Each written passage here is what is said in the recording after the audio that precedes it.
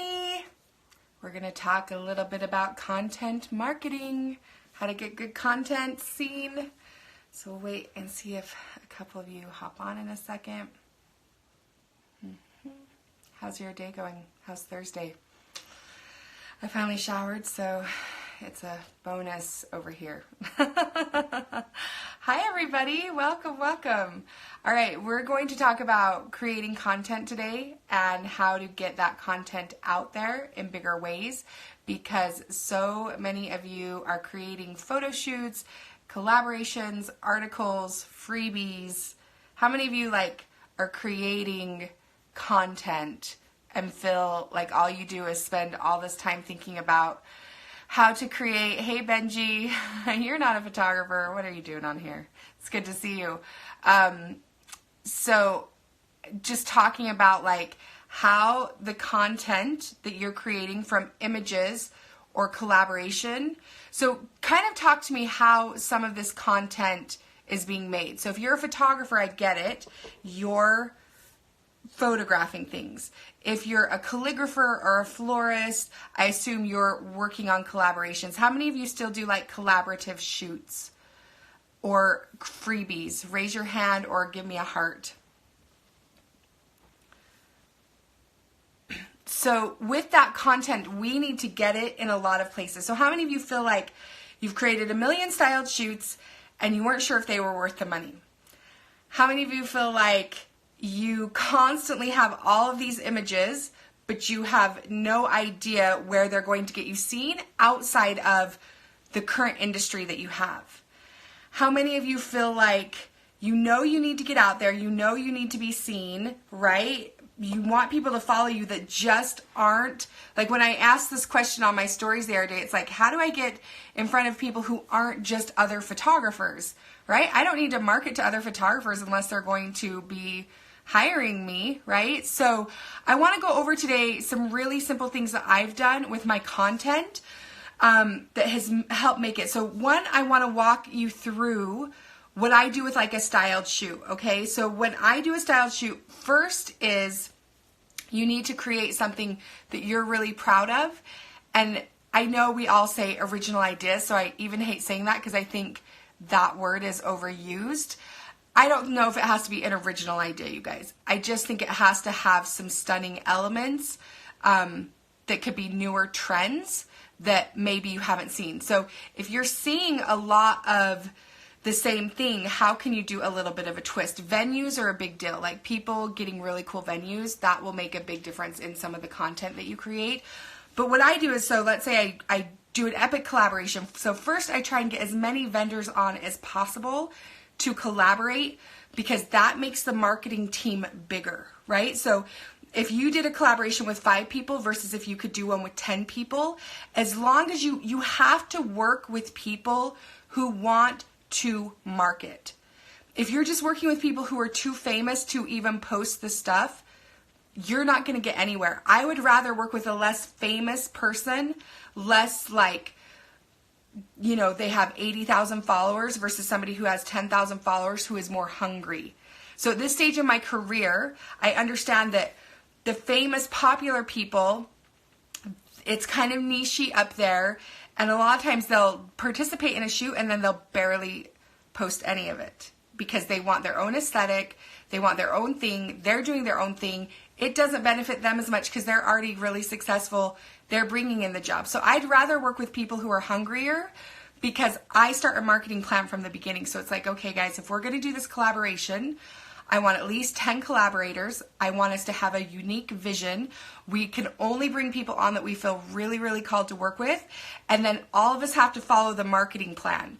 Because what happens is everybody follows through and they do the shoot part, but after the shoot is over, they all disappear and nothing happens. And you as the photographer, I'm left with okay, now I have the images, now I need to submit them.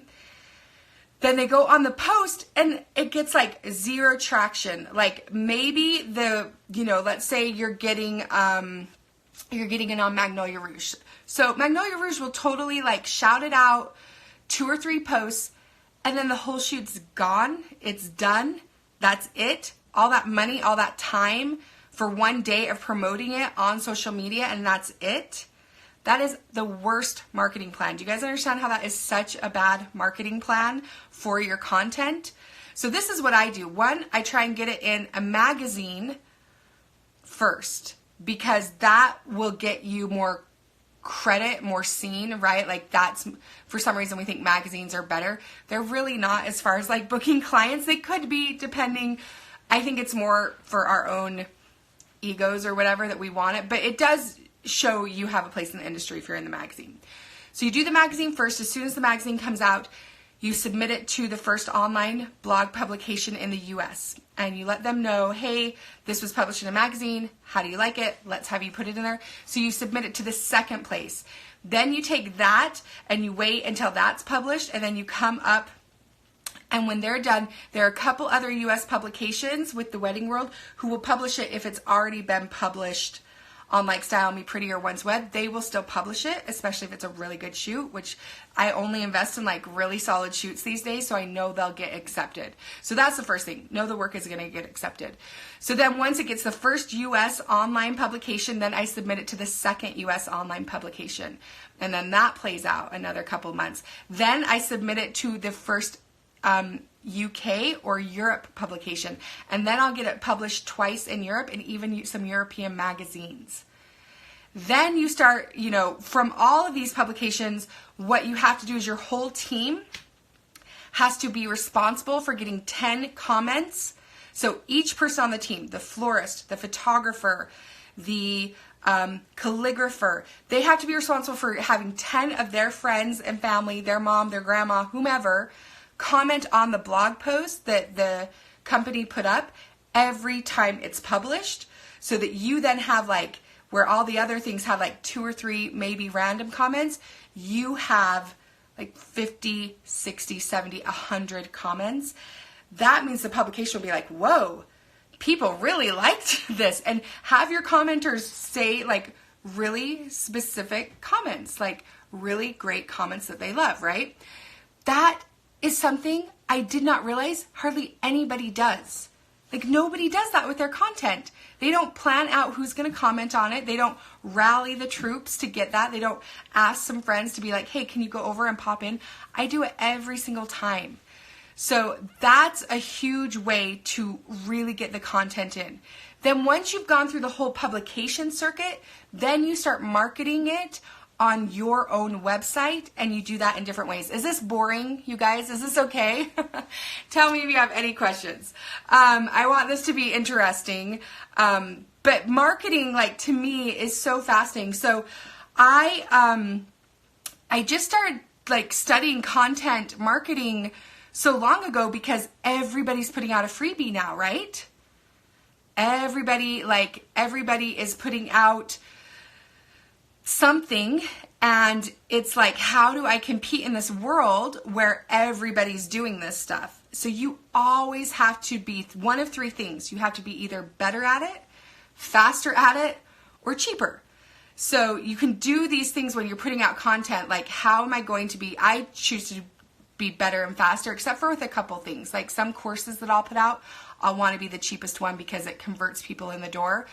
But you have to choose to do that. So if you're seeing that everybody around you is now doing these freebies, everybody around you is now like, hey, here's how I meter film. Hey, I have one of those guides too. It's the best one, by the way, just if you want to know. Hey, I am going to show you how to do this. I'm going to, like, how many of us see that again and again and again and again? So we need to take what content we've created, what we're going to talk about, and we have to be very clear about who we're targeting, okay? So if you're just targeting other photographers, that's kind of who your freebie is for generally. If you're teaching about shooting or you're educating somebody, that's a business to business audience.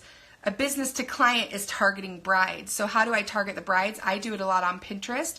I try to get published where the brides are. So that can often mean outside of the wedding industry.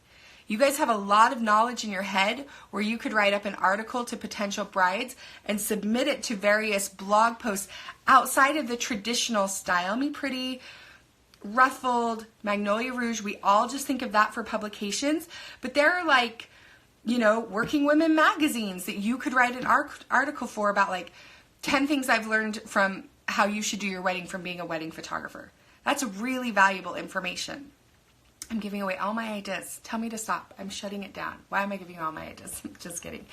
So for me, content marketing is really about making sure you're hitting several publications for one shoot. So it's not about creating more. It's taking what you've created, and it's about making sure that you put that in many, many, many different avenues. You can't just put it in the same one avenue and then think that that's all you've done. You put way too much work and money into a styled shoot, into a conceptualized shoot, to just get it published in one freaking place. So you're going to do a magazine publication, 2 US online publications, 2 European publications. Then you're going to start blog posting it on your own. And then after that, I actually submit it to local publications because they know me and they will republish things, especially if I can turn it into like a how-to or do it yourself for brides with really good content. So I tend to write up articles with the pictures to give the inspiration. And I've always done that, and it's helped my work get in front of lots and lots of people. And then you make a rich pin on Pinterest from all those different blog posts with the title of what you're teaching, and you pin it to Pinterest. And you will be millionaires if you guys do that. I'm not even joking. So that's just like one tiny little piece. I don't know if you guys know this, shameless plug. Right now, for one more week, my marketing course is on sale. It's called the Marketing Map. And it goes through things like this in depth of exactly what I do every single month, year by for my year, to make sure that I make a lot of money and that I get seen in a lot of places and that I don't just do the same thing that everybody else is doing. It goes through 6 different modules. Each module has 4 training videos. I have an entire section, one module of the whole thing that would be worth the entire process, is just on how to create the content, get the content seen. Okay? It's the Marketing Map. It's on my website, darcybennenkosa.com, under courses. It's the first one. There are payment plans. It starts September 15th. And we are going through, and you can sign up for an additional thing where you get 7 live coaching calls with me for 90 minutes like this, where I will answer your exact questions about your business and coach you. And I'm $600 an hour to coach with, so you get all that for just a little bit of an upgrade. And then we can go through, and I'll take you. I'll see one of your shoots. I'll say, submit it here, here, here, here. Do that. Then we're going to write an article here, and then we're going to link it to these people, and these are the people you need to be networking with. There's so many other, thanks for all the hearts. There's so many people you guys could be networking with outside of this little world. So many of you get focused on the little Instagram world, and all that shows up when you get on Instagram are the same 30 people again and again. And guess why that is? It's because you're not being a very good Instagram follower. I actually put dedicated time in my calendar once a month to sit and follow and search out new people in my industry, make real connections with them, interact with them. You guys don't even realize this, but even if you're not posting a ton to Instagram, if you're on there and you're doing more than just liking is okay, but if you leave comments on people's things, like legit, like don't think of it just like I'm just gonna leave a comment like a robot. Connect with people, your algorithm gets better, you get seen more. You absolutely do. Like the Instagram algorithm is about that. It's about how much you use the platform. So, Taryn, there are many blogs who will take it even if it's been published in other places, and that's what people don't know. So you start with the one who won't publish it anywhere else, right? So magazines won't publish it if it's been published anywhere else. So you start with that one. After it's been in a magazine, blogs will take it. So then you start with I know the list of like, okay, this blog will take it, this UK, European ones, they take it every time, even if it's been published in the US. They want really beautiful content, and they will publish it. I get a same shoot, I can get it published up to 5 times. Hi, Camilla. Hi, Mike. So that's what you have to do. The other thing you really need to think of is think of it differently than just saying, okay, I'm just doing this like whole styled shoot. You need to think of what is the title and what could I teach here? Okay, so Sarita, Yes, tell me what is your job and I'll tell you how I would apply it to you. Any other questions? Okay, so your title, the title of the article that you're creating is key. Most people read the title and then they read about like 2 paragraphs and then they're done. So if you have compelling images, oh, Sarita, oh my gosh, as an author, yes. Do you write articles? Do you want to get those articles submitted and published and linked? Like, absolutely. Like, you need to be creating all the articles in the world and niche them and then put them on other single thing. So the topic for today is how to create content that gets seen. How to create content that is getting seen. So if you're creating photos, so if you're a florist, a calligrapher, a wedding planner, an author, a photographer, there has to be a way that you get content seen either with images or words. It's usually a combination of both. You're usually doing some kind of shoot and then you're writing up some kind of how to, or this is our inspiration, or this is why you should look at this. And you guys need to make those way more compelling than they are. I think a lot of you are lazy and you think the images will just speak for themselves, that they're really pretty. But an image with an idea, so that whole Outlander shoot I did in Scotland, I have it mapped out to get published in several different places with different usages of it. So like, I'll get it published on a blog for wedding photography, but then I'll use some of the images to write up an article to get published outside of the wedding world. And guess when it's all scheduled for? When season 4 of Outlander comes on. I'm going to have so much mother effing content around Outlander, and I'm going to hashtag Outlander like crazy. I guarantee you my Instagram will go up by a couple hundred people. Guarantee it.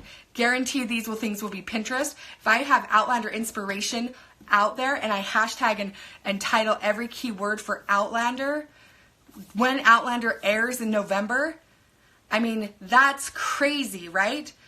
So how do you find places to get published? Research like a mofo. I have a list of them in the course because I have done some research with that, but you can also Google different places. You have to be a voracious reader. You have to know what each person is doing, right? You have to know what each blog is all about, how they will get better, how they will give you, you have to know what each blog is about and what they're posting and what their ideal client is, and then you submit to that. So you submit according to your content. So the Marketing Map course, it covers how to schedule out your whole year and how you schedule in how to do this marketing to what you should be doing each week to market. I go through my exact calendar. 3, how to create the content, generate the ideas, and understand where the content can live. 4, how all the various types of content and how you can start to create a content plan. 5, what to do after that content has been published.